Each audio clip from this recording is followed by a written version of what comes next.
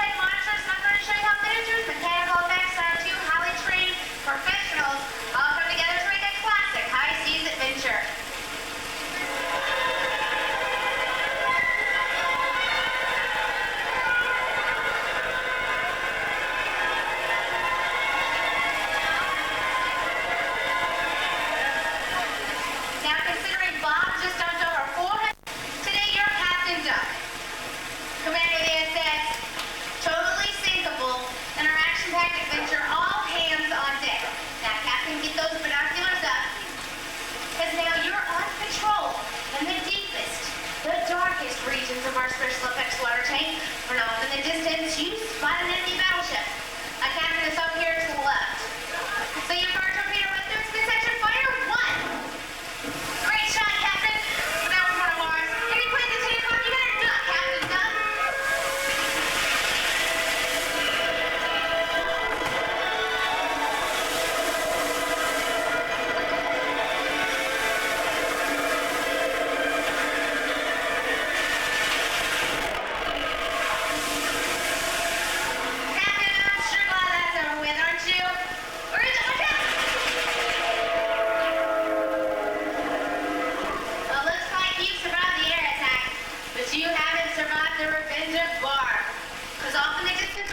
Torpedoes coming in from every direction. Fire torpedoes! They're getting closer and closer. Captain, you're a dead duck. Take a look at your overhead monitors. Going to watch the captain's explosive performance in super slow motion. The process known as stop motion animation. Now this is where the miniature is filmed in 1 frame at a time.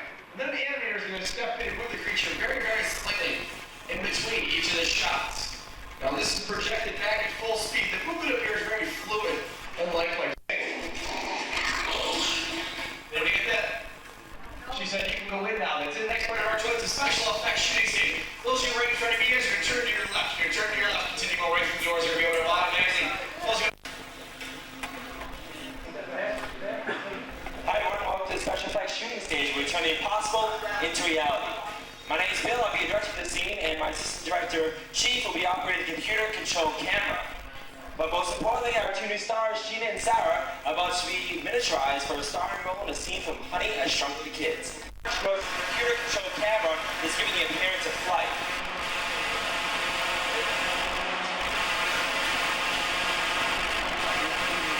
And cut! Can we set the camera to be up for a second shot? And motion pictures. And while we are on the topic of pictures, if you have your cameras or video cameras with you, well, feel free to use them. There are no photo restrictions here on the tour. That's right. As a matter of fact, your first photo opportunity is coming up. That's high in the sky, and it's up to the right. It's a symbol of our studios. It's the award-winning Earful Tower. This masterpiece stands 13 stories tall. It's capped off with a Mickey Mouse ears that weighs 16 tons. And in case you might be wondering, it's got a hat size of 342 3/8. Also on the right, you'll see a row of colorful vintage cars complete with bullet holes. Those are from Warren Beatty's blockbuster hit, Dick Tracy, which starred Warren Beatty and Madonna. And the airplane that you see airports around the country knew it as a 234MM for Mickey Mouse. Well, this was Walt Disney's plane. He bought it back in 1964. He and his Imagineers used it for flights between New York and California during final stages of the World's Fair. It was also used for secret scouting missions here above Central Florida, scoping out the perfect location for Walt Disney World. Back across the street, you'll see some beige buildings called bungalows. That's where we house fireproof each branch, twig, and leaf due to the intensity of the lights. Now, if our director called up and asked for a 30-foot long flower stem, we even have one of those here in the Greens department. This large, unique, twisted prop laying on the ground. It was from the movie Honey, I Shrunk the Kids. And the sculpted figures off to your right, like we have a samurai and some elephants, those were called topiaries. Topiaries could take up to 10 years to fully develop, and we have about 160 of them scattered throughout Walt Disney World. Right now, though, we're going to take you inside to a more glamorous department. This is the world of creative costuming. Watch for displays coming up on your left. Here in costuming, it needs. As we're riding through the tunnel, look in window display cases. You'll see original costumes worn by Christian Bale and Bill Pullman in Newsies, Eddie Murphy from The Distinguished Gentleman, we have Whoopi Goldberg's Habit from Sister Act, Bill Campbell from The Rocketeer, and costumes worn by the human co-stars of Who Framed Roger Rabbit. We are proud to say that here in Florida we do have the world's largest working wardrobe center with over 2.5 million garments. That is a lot of garments, and you might have noticed it so much so that we're now expanding our costuming department. Coming up next is our studio's lighting department. Here we have access to over 3.5 million watts of light for video and film production. They do tell me that is another very special plane. This one's a Delta L1011. Flew for Delta for about 11 years, then we got a hold of it, we cut it in half, and we use it for film and video production. So when it's not here in its custom-built hangar, it's often on the soundstage, providing a set for training tapes, TV commercials, and feature films. You might recognize it from the Warner Brothers movie Passenger 57, which starred Wesley Snipes, and it was used in the movie Quick Change, which starred Bill Murray and Gina Davis. Finally, back on the left, the last area that we'll pass, that's called the Scenic Shop. It's here in the Scenic Shop that our talented carpenters build and maintain sets that we later use out on location. Now, a set we use over and over again in the business, that's called the standing set. And that could be something simple like a bedroom, maybe something more elaborate like an entire house. And as we exit from the tunnel, we'll pass by a portion of a standing set. It's up ahead of us and it's on the left. You'll know it from the Walt Disney movie, Honey, I Blew Up the Kid. That was a sequel to Honey, I Shrunk the Kids. Here's the guard shack from Sterling Laboratories with Professor Wayne Zelinsky's solar-powered van parked underneath. Now when production crews travel out to cities and towns to go and film on location, they can run into things that they have no control over. The sign out front of the lawn pretty much says it all. That's an open house. Now, different scripts can call for different neighborhoods, so houses here are designed to reflect different styles of American architecture. The next house on the right, 242, is a Midwestern style. It was home to Vern in the movie Ernest Saves Christmas. Back on the left, that's our Miami-style house. The blue Cadillac in the carport's from the movie Tin Men, starring Richard Dreyfuss and Danny DeVito. All of the houses that you're seeing have been used in TV commercials, feature films, and some TV productions. And probably our most famous house is coming up. I think some of you may recognize it. Can anyone tell me who used to live in the beige Hawaiian style house up here on the left? That's right, that was the home for 7 seasons to the Emmy Award winning Golden Girls. The exterior footage for the Golden Girls was shot right here in our backlot, and then edited together with interior footage shot on a California soundstage. The next house coming up on the left, the blue house, that's a good example of what our set designers do to give a house a more lived-in look. They added props and dressings like toys out front, a basketball net, even a misguided newspaper or frisbee out on the roof. And back to the right, the beige 2-story house. That's the facade from Touchstone Television's hit sitcom, Empty Nest, which stars Richard Mulligan, David Leisure, Diana Manoff, and Bear the Dog as Dreyfuss. And speaking of dogs, we have one here in the neighborhood as well. Ours is 30 feet tall. It's the Bulldog Cafe from the movie The Rocketeer. It's a place where the Flyers meet to eat. Parked out in front, you'll see the GB Super Sportster. Back on the left, we have a small town chapel and simple clapboard sides of wooden shingles. You'll notice that when we turn the corner, our small town chapel will turn into a big city cathedral. And you know what? That makes sense, because that part faces out to our urban counterpart here to Residential Street, New York Street. That's right straight ahead of us. But if you take a look out there as well, you'll see the Teenage Mutant Ninja Turtles and April O'Neil. Yeah, they're out there making an appearance. If you haven't yet seen your favorite hero at a house show today, check your show schedule guides for their next appearance time, and then head over to Washington Square. Right now, though, we're going to take you deeper into the backlot. Coming up next on our right is an area that we call the Boneyard. Now, here in the Boneyard, we store used cars, jeeps, trains, planes, boats, and even a couple of spaceships. On the corner is a black speedboat. It was custom built for Walt Disney Television's The 100 Lives of Blackjack Savage. The boat's modeled after the SR-71 Blackbird spy plane.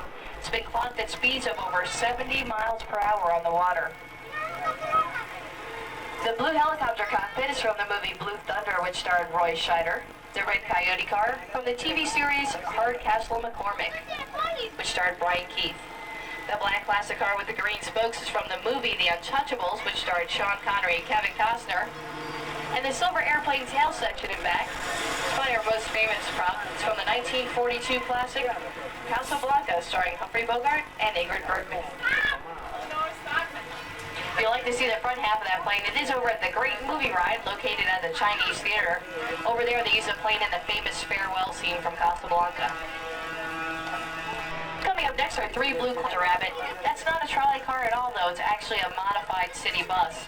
Look closely, see how we disguised the wheels of the bus with fiberglass coverings to make it look like steel trolley car wheels. Right beyond our shipyard, we have two silver space pods. These are from the 1986 film, Flight of the Navigator.